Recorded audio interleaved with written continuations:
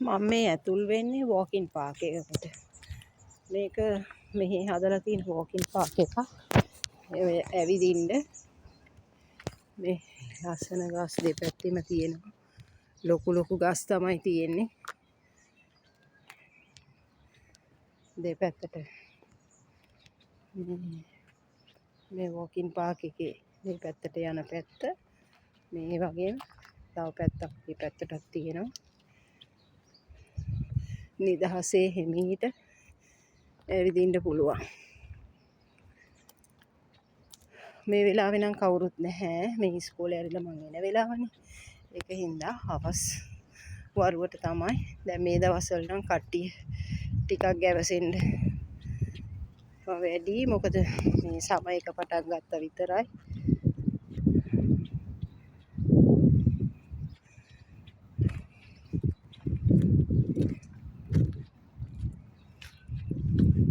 අපි හොම් බලාගෙන යන්න.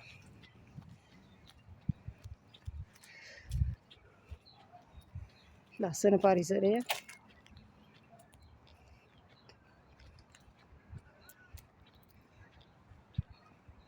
සෝබාදාම හොඳට තනකොළ වැවිලා තියෙන බලන්න පුළුවන්. ලස්සන.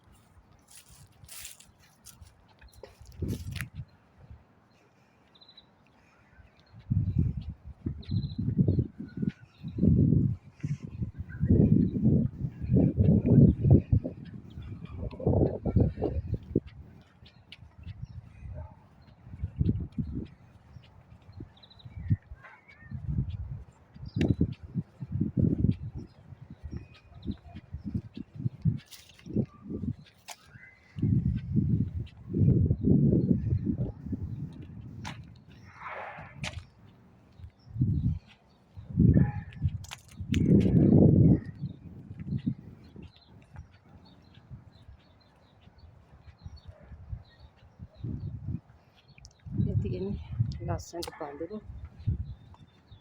චූටි මල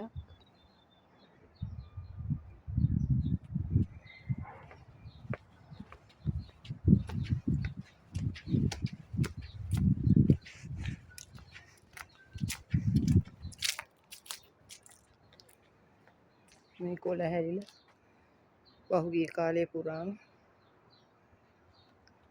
තියෙනවා. මේ තියෙන්නේ ඇතුල් වෙන පාට.